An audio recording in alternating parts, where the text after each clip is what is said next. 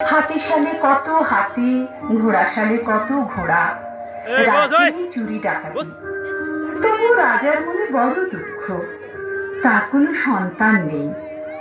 কত সাধু সন্ন্যাসী, কত যোগী আর জ্যোতিষীর কাছে পরামর্শ নিলেন রাজা, কিন্তু কিছুতেই কিছু হয় না।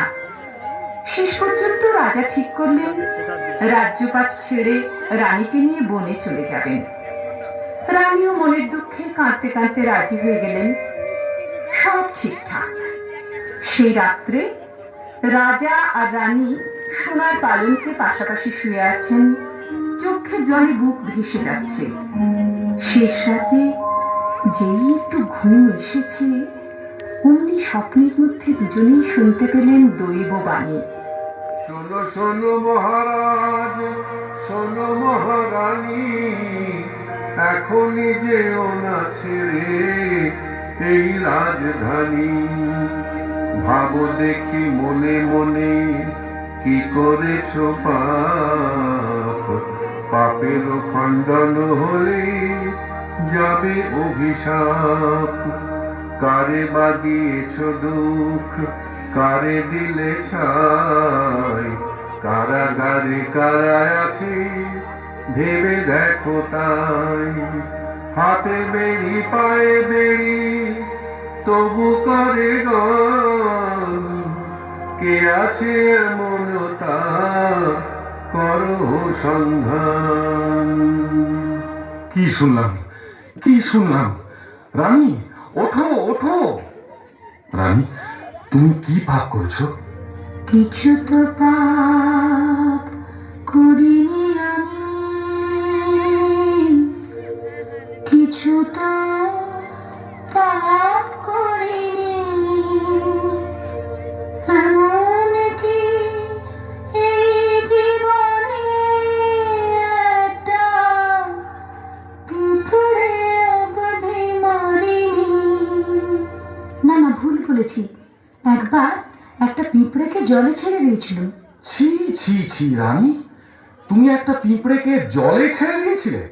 খুব অন্যায়, ভারী অন্যায়। আজ থেকে এই রাজ্যে আর কেউ পিঁপড়ে মারবে না। মহারাজ, আপনি কোনো পাপ করেননি? হুম, যদিও আমি লোক মেরেছি বহু, কিন্তু সে তো যুদ্ধ। যুদ্ধে তুমি যা করো তা সমস্তটাই শুদ্ধ। তবে সত্যি কথা আজ বলতেই হবে, দোষ করেছি একটা। কালো হাড়িতে ঘষে দিয়েছি হুলো বেড়ালের নাকটা। ছি ছি ছি রাজা, আপনি বেড়ালের নাক ঘষে দিয়েছেন? সেটা অন্যায়, ভারী অন্যায়। আজ থেকে বিড়ালের নাক ঘষা নিষিদ্ধ। রানী, তুমি আর কি দোষ করেছো? মহারাজ, আর তো কিছু না। আপনি আর কি দোষ করেছেন? আর কিছু না, আর কিছু না। মন্ত্রী, মন্ত্রী। মন্ত্রী তক্ষুনি হাজির। দণ্ডবত হই মহারাজ, এত রাতে ডেকেছেন, আজ আমার কি সৌভাগ্য। মন্ত্রী, কহ দেখি মন খুলে, কখনো মনের ভুলে আমি কি করেছি কোনো পাপ? একই কথা শুনি আজ পাপ করবেন মহারাজ। এই যে কানে শোনাও মহাপাপ অতি, সেই জন্য তো আমরা আছি তাই না। আদেশ পেলেই মাথা কাটি যাতা, মহারাজ তো সবাকার অগতির গতি। বলো দেখি সত্যি করে, কারাগারে আছি কজনা। কেহ নাই মহারাজ, প্রজারা সবাই করে আপনার ভজনা। হাতে পায়ে বেড়ি তবু কে বা করে গান। হাতে বেড়ি পায়ে বেড়ি তবু কে গান গায়? ওহো মহারাজ, মনে পড়েছে, এ সেই কোটাল বেটা। 7 বছর আগে আপনি তাকে কারাগারে পাঠিয়েছিলেন। নগর রেখে শুনশান, কোটাল কেন গায় গান? বাড়ি তাহার নদীর ধারে, থাকে কেন সে কারাগারে? ভুলে গেছেন মহারাজ, কোটালতি জাহাবাজ।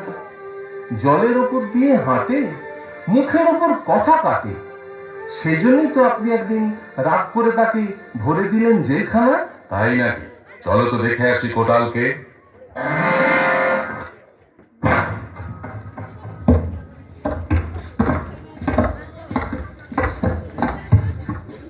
লোহা ঝনঝন, বেড়ি ঝনঝন, শীতে কনকন, শীতে চঞ্চল, হাসি ভন ভন, ব্যথা টন টন, গলা খন খন, মাথা বন বন, হাওয়া শন শন, রোদ গন গন, বাজে ঠন ঠন, বাজে ঘন ঘন, হাতে হন হন, দূর ছাই, আর মনে পড়ছে না।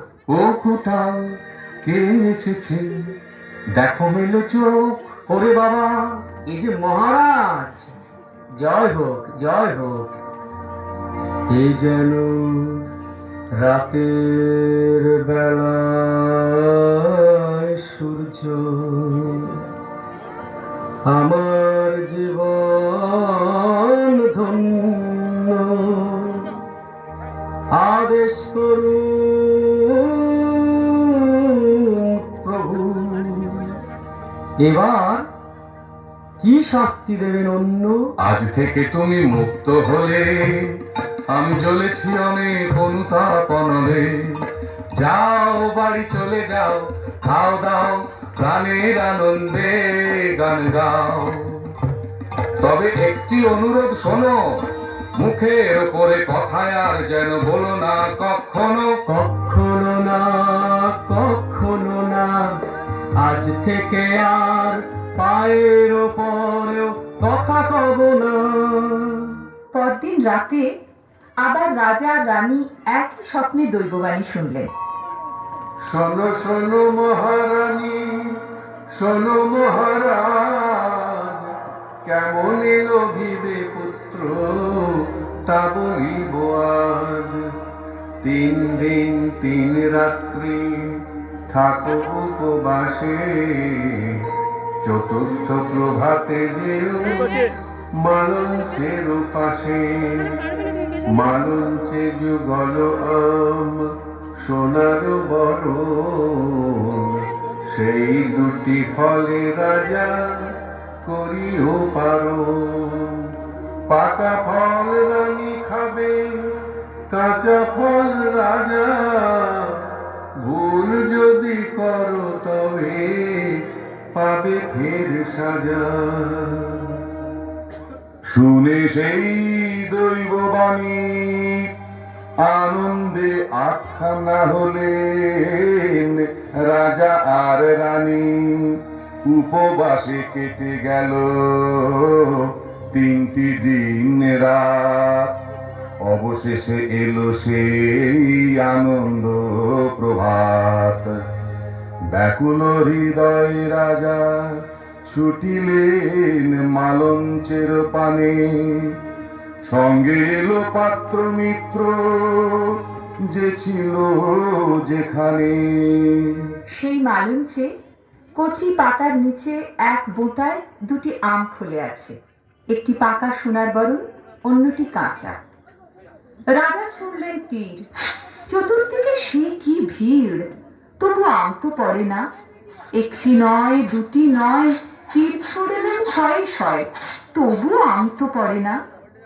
রাজা হুকুম দিলেন, যে পারো আম পারো, তবে এক বোঁটায় একসঙ্গে 2টি থাকা চাই, নইলে রক্ষা নাই। পাত্র মিত্র মন্ত্রী সেনাপতিরা অতি উৎসাহে আম পাড়তে গেলেন।